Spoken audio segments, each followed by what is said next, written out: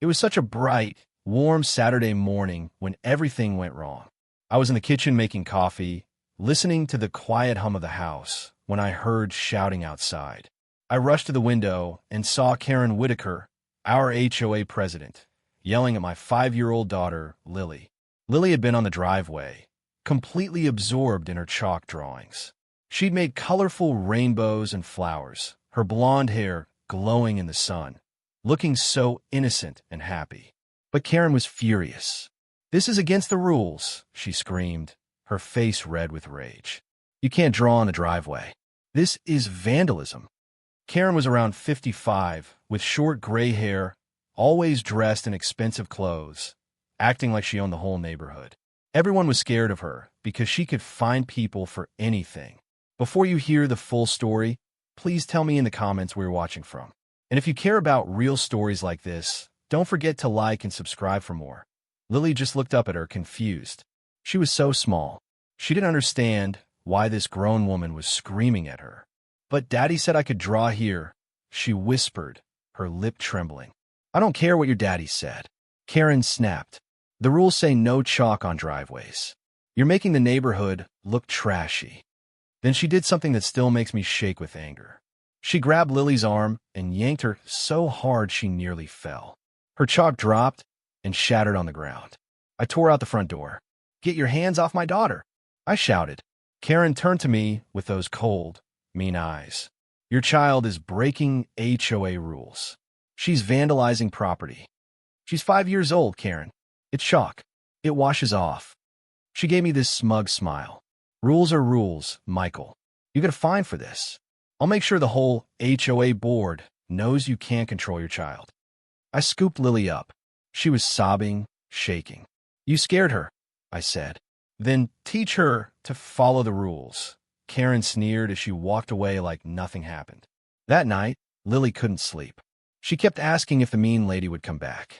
I told her everything would be okay, but I was wrong. Karen didn't stop. She started watching our house constantly like a hawk. She'd find us for everything she could find.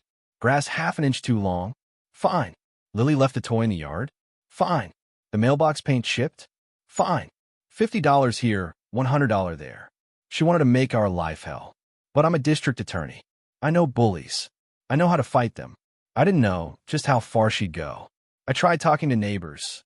Mrs. Chin next door was scared even to discuss Karen. She whispered, "She fined me $300 last month. Said my roses were the wrong color." Mr. Rodriguez down the street told me she made him cut down a fruit tree he'd spent 5 years growing. Everyone had a Karen horror story, but no one fought back. They were too scared. So I got careful. I started documenting everything. Photos of the yard. Every letter she sent. I was going to be ready, but I should have protected Lily better. The worst day was a Tuesday. I was in court on a big case, trying to put a bank robber behind bars. Lily was home with Sarah, our babysitter. Sarah was 20, studying to be a teacher. She adored Lily and was so patient with her. Sarah told me later, through tears, what happened. "Mr. Dawson, something terrible happened," she sobbed on the phone. Lily had been playing in the backyard, blowing bubbles, giggling. The bubbles drifted over the fence. It's what kids do. But Karen saw them. She came onto our property without permission, screaming about the bubbles. She said Lily was littering. Sarah tried to calm her down, but Karen kept yelling. Lily was terrified, but she didn't understand. She kept blowing bubbles. "She's 5. Sarah's voice broke as she told me. Karen grabbed Lily. She shook her. She called her a bad girl. Then she pushed her so hard Lily fell and hit her head on the stone border. I felt sick. "Where's Lily now?" I asked. "The ambulance took her to the hospital. There was so much blood. She won't wake up." I dropped the phone and drove like a maniac to the hospital. Those 20 minutes were the longest of my life. I kept seeing her sweet smile, hearing her laugh, remembering how she loved bedtime stories. At the hospital, Dr. Martinez met me. He looked grave. "Your daughter has a serious brain injury. The fall caused swelling in her brain. She's in a coma. Will she wake up?" I asked, my voice shaking. He hesitated. "We don't know. Sometimes it's days. Sometimes weeks." Or he didn't finish. But I knew. I sat by her bed, watching her tiny body surrounded by tubes and machines. Her beautiful blonde curls matted with blood. I held her hand. "I'm here, sweetheart. Daddy's here. I'm going to fix this." But first, I had to deal with Karen. That night, I went to the police. Officer Williams took my report. "I want to press charges for assault," I said. He shifted uncomfortably. "Karen says it was an accident. She claims Lily tripped. She says your babysitter is lying to cover her own mistake." I was stunned. "My 5-year-old is in a coma, and you're not going to arrest the woman who did this. We're investigating." But Karen's been HOA president for 10 years. She's respected. She has friends in the department. We need more evidence. I left angrier than I'd ever been. She thought she could get away with this. She was wrong. I started planning. I installed hidden cameras around my property. If she came back, I'd have video proof. I dug into her past. What I found was chilling. She'd lived in 4 neighborhoods in 15 years. In every one, she'd been HOA president. Every time, neighbors had complained about her, but it was always brushed aside. In one place, a man named Frank Peterson filed a report saying Karen poisoned his dog because it barked too much. The dog died, but there wasn't enough proof. In another neighborhood, a woman named Susan Mills said Karen destroyed her award-winning roses with weed killer. Again, no evidence to convict her. Karen was a serial bully. She'd move in, terrorize the neighborhood, and move on. But this time was different. This time she hurt my daughter. I started leaving anonymous notes in her mailbox. "I know what you did to that little girl." I watched from my window as she read them, glancing around nervously. The next day, another note. "You can't hide from what you did." She started checking her mailbox like someone was watching. And she was right. I was. Meanwhile, I never left Lily's side. I read her favorite books, told her about my day, described the birds outside her hospital window. I promised her I'd make the bad lady go away. A week after the attack, Tim Bradley from across the street called me. "Michael, I heard about Lily. I'm so sorry. I want to help." I checked my security footage. My heart jumped. "Did you see what happened?" "Not the actual push, but I saw Karen walk over to your house that day. She parked her car and just sat there for almost an hour before going into your yard." "An hour?" I asked.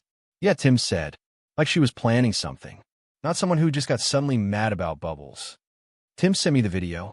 There she was at 2:15 p.m., parked, waiting, watching. She sat in her car outside my house that afternoon at 3:10 p.m., just watching. She didn't move for a while, just waited like she was planning something. Then at 3:25 p.m., she got out and walked straight, deliberately toward my backyard. 15 minutes later, she came running back to her car and drove away fast, like she was panicking. This was proof to me that what happened to Lily wasn't some sudden, tragic accident. It was something Karen planned. I brought the video to the police, but Officer Williams barely even looked interested. "All this shows," he said, "is that she was in the neighborhood. It doesn't prove she assaulted your daughter." I was furious. It felt like no one wanted to hold Karen accountable. It was like she really did have friends protecting her. But I wasn't giving up. I started thinking of other ways to expose her. As HOA president, she controlled a lot of money. Maybe she was stealing. So I filed a public records request for the HOA's financial documents. What I found was shocking. Karen had been embezzling money from the HOA for 3 years. She created fake invoices for landscaping and maintenance that never actually happened. She wrote checks to a company called Willow Creek Services, a company that didn't even exist except on paper. When I followed the trail, I discovered she had set up a bank account under that name, and she was depositing HOA money straight into it. Almost $50,000 stolen over 3 years. It was textbook embezzlement, a serious crime. It meant I could prove she was a liar and a criminal, someone who would absolutely lie about what she did to my daughter. But I still needed more evidence about what actually happened in my yard. So I started talking to neighbors. I asked them to think back to that Tuesday afternoon. Mrs. Patterson, an elderly woman who lived behind us, remembered something. "I was in my kitchen making tea around 3:15 that day," she told me. "I heard yelling in your backyard, a woman's voice. She sounded furious. Then I heard a child crying. Then it went quiet. Did you see anything?" I asked her. "I tried, but your fence is too high." But a few minutes later, I saw a woman walking quickly through the alley behind her house. She kept looking around like she didn't want anyone to see her. Could you describe her? Gray hair, expensive clothes. I think it was that HOA lady. Karen, something. It was more evidence. She'd been seen leaving the scene right after Lily was hurt. I also talked to Dr. Martinez about Lily's injuries. Doctor, I asked, could these injuries have happened from a simple fall? He pulled up Lily's chart. The pattern of bruising is consistent with someone being grabbed or shaken first, then falling, he said. If she just tripped, the injuries would look different. So someone definitely pushed her? In my medical opinion, yes. The bruises on her arms and shoulders suggest she was grabbed forcefully. Piece by piece, I was building a real case. But I needed one final thing, a witness who actually saw Karen hurt Lily. Then I got lucky. Carmen Rodriguez was 8 years old. She lived 2 houses down, and her bedroom window faced our backyard. One evening, her mother Maria brought her to see me. Carmen has something to tell you, Maria said quietly. She's been having nightmares since last Tuesday. She saw what happened to Lily. Carmen was so shy, with big brown eyes full of worry. She wouldn't look at me at first. It's okay, Carmen, I said softly. You're not in trouble. I just want to know what you saw. She sniffled. I was looking out my window, she whispered. I saw Lily playing with bubbles. She was happy. Then what happened? The mean lady came into your yard. She was yelling at Lily. Lily looked really scared, but she didn't stop blowing bubbles. She didn't understand. What did the mean lady do? Carmen's eyes filled with tears. She grabbed Lily's arms and shook her. Then she pushed her really hard. Lily fell down and hit her head on the rocks. There was blood. I swallowed hard. What did the mean lady do then? She looked around like she was checking if anyone saw. Then she ran away. She didn't help Lily at all. This was it. An eyewitness to the attack. Carmen's testimony, combined with the video of Karen watching and approaching my yard, the medical evidence showing Lily had been forcefully grabbed, and Karen's history of violent bullying. It was enough. Enough to get justice. But I wasn't done. For weeks, I'd been leaving anonymous notes in Karen's mailbox. Each note made her more jumpy, more paranoid. I watched her check her locks over and over, glancing over her shoulder anytime she stepped outside. For my final note, I wrote, I know about the money you stole. I know about the little girl you hurt. The police are coming. The next morning, I called the police and the district attorney's office. I laid out everything I had.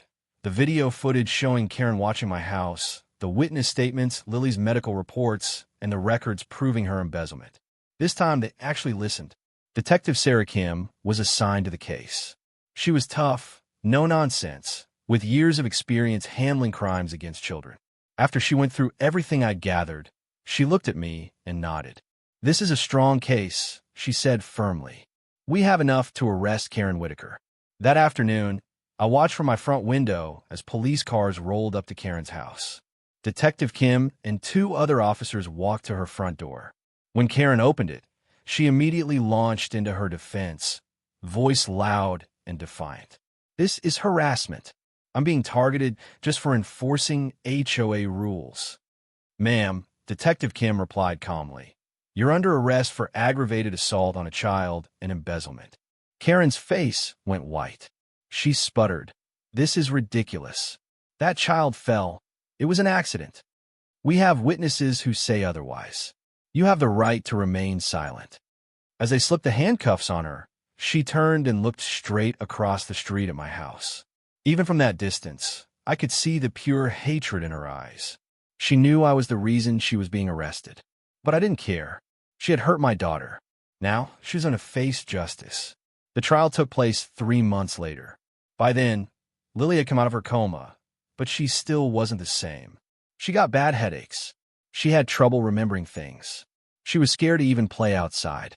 The doctors warned us she might have permanent brain damage. During the trial, I presented every piece of evidence carefully and methodically.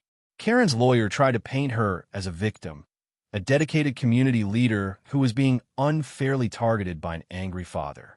But the evidence was just too strong. Carmen Rodriguez, the little girl who had watched everything, testified bravely about what she saw. Tim Bradley shared the security video that showed Karen sitting in her car, watching our house, waiting to make her move. Dr. Martinez explained Lily's injuries in detail, showing how they were consistent with being grabbed and pushed, not a simple fall. Mrs. Patterson described hearing the yelling and crying that afternoon. And then there were the embezzlement charges. Those were easy to prove. I had the bank records, the fake invoices, and the clear paper trail of money Karen had siphoned away over the years. The jury only needed 4 hours to reach their verdict. Guilty on all counts. When the judge sentenced Karen to 15 years in prison, she exploded in the courtroom. "This is a conspiracy. I'm innocent. That man destroyed my life," she shrieked as they led her away. But justice had finally been served. After the trial, our neighborhood changed. Without Karen bullying everyone, people began to relax again. They planted whatever flowers they wanted. Kids played freely outside. Neighbors actually talked to each other. Mrs. Chin planted her beloved pink roses again. Mr. Rodriguez put in a new fruit tree. The Patel family even set up a basketball hoop in their driveway. And most importantly, Lily slowly began to heal. She still had tough days, but she started to smile and laugh again. Eventually, she even went back to drawing with her chalk on our driveway. This time, no one dared to complain. One evening, I was reading her a bedtime story when she looked up at me with those big blue eyes. "Daddy, why was that lady so mean to me?" It was a hard question. "Some people have anger inside them," I said softly, "and they try to hurt others. But she can't hurt you anymore." "Are you sure?" she whispered. "I'm sure, sweetheart. I'll always protect you." She smiled and closed her eyes. "I love you, Daddy. I love you too, Lily. Forever and always." As I watched her sleep, I thought about everything we'd been through.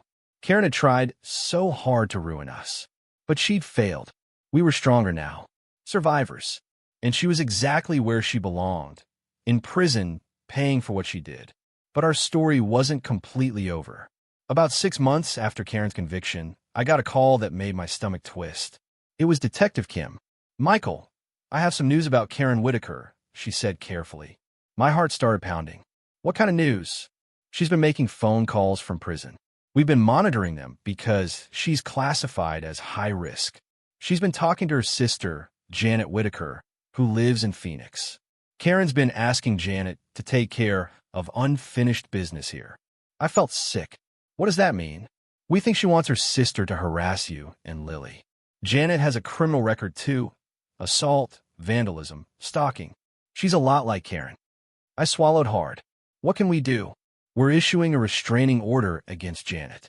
She won't be allowed within 500 feet of you, Lily, or your home. But be careful, Michael. These women are dangerous." That night, I installed more security cameras around the house and changed every lock. I also hired a security company to patrol our street at random times. I wasn't going to take any chances with Lily's safety. But 3 days later, the trouble started. I was at work when my phone rang. It was Mrs. Chun, our neighbor. "Michael," she said nervously, "there's a strange woman walking around your house. She's taking pictures and writing things down in a notebook." I dropped everything and drove home. When I got there, I saw her, a woman who looked eerily like Karen but younger. Same gray hair, same cold, expensive clothes, same hard, mean expression. "Excuse me," I called, trying to keep my voice steady. "Can I help you with something?" She turned around slowly and glared at me. "You're Michael Dawson." "Yes," I said, my voice low. "And you are?" "Janet Whitaker, Karen's sister." My blood ran cold. "You're violating a restraining order by being here," I told her firmly. Janet smiled, but it was that same cruel smile I remembered all too well. "I'm on a public sidewalk. I can walk wherever I want. You need to leave now. My sister told me all about you. Said you destroyed her life over a simple accident." I pulled out my phone. "I'm calling the police." "Go ahead," she sneered. "I haven't done anything wrong. Yet." She turned and walked away. But I knew she'd be back. I called Detective Kim immediately and reported what had happened.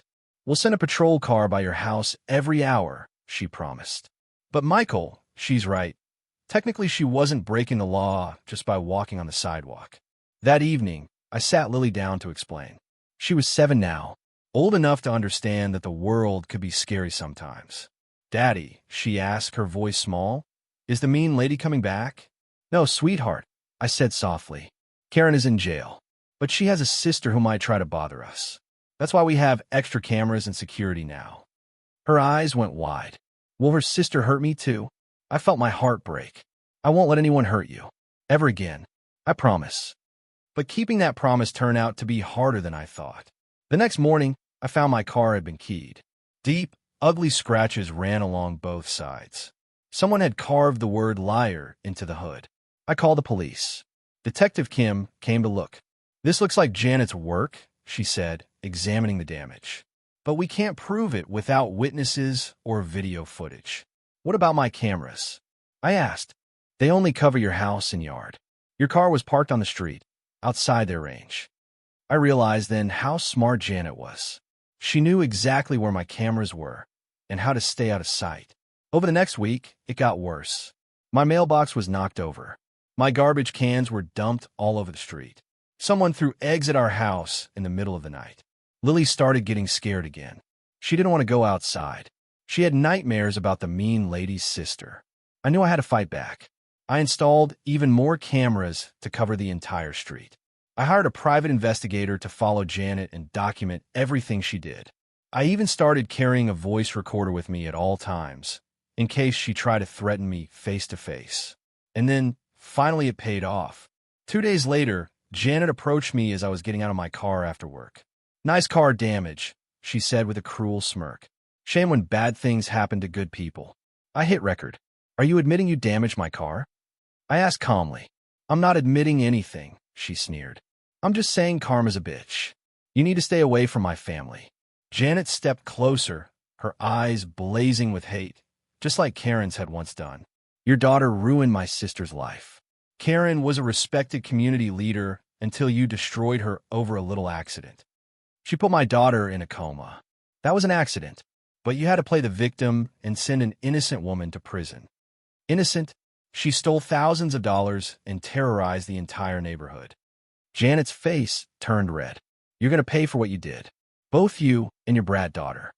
Are you threatening us?" "I'm promising you." That was all I needed. I called Detective Kim immediately and played her the recording. "That's enough for an arrest," she said grimly. "Threatening a child is a serious crime." An hour later, the police found Janet at her hotel. She didn't go quietly. She screamed and cursed as they put the handcuffs on her, twisting and fighting the whole way. "This is harassment," she yelled at the officers. "I have rights." Detective Kim didn't even flinch. She just looked at Janet calmly and said, "You have the right to remain silent." Janet was charged with making criminal threats, stalking, and violating a restraining order. When she went before the judge, he took one look at her history and denied her bail. She was considered a flight risk, too dangerous to be let out. At Janet's trial, I took the stand. I described every threat she'd made, all the times she'd harassed us, how she tried to keep us living in fear. The jury didn't need long to decide. They found her guilty on all counts. She was sentenced to 3 years in prison. As the deputies led her away in cuffs, she turned to look at me one last time. Her eyes were cold, and her lips moved silently. "This isn't over," she mouthed. But I didn't flinch. I wasn't scared anymore. I had learned exactly how to deal with bullies like the Whitaker sisters, and I knew I'd keep fighting them or anyone else like them, as long as they ever threatened my family.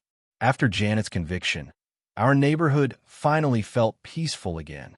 No more Whitaker women terrorizing families. No more fear when we stepped out our front doors. Lily went back to playing outside. She made friends with the other kids on our street.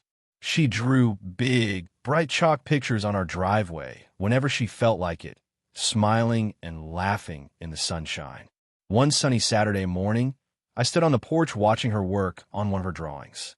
Mrs. Chin came over, holding her little granddaughter by the hand. "Mr. Dawson," she said softly, "I wanted to thank you." I shook my head. "For what?" "For standing up to the Whitakers. Before you did, we were all too scared to really live. Now our children can play freely. Now we can plant the flowers we want. Now we can just be happy." I looked around our street. Kids were riding their bikes. Families were out in their gardens, laughing and talking. "We all deserve to live without fear," I said quietly. "Yes," Mrs. Chin agreed, smiling. "And because of you, we can." That evening, as I tucked Lily into bed, she looked up at me with her big, bright blue eyes. "Daddy, I'm not scared anymore." "Good, sweetheart," I whispered, brushing a strand of hair from her face. "You never have to be scared again. Will you always protect me? Always and forever." Lily smiled softly and closed her eyes.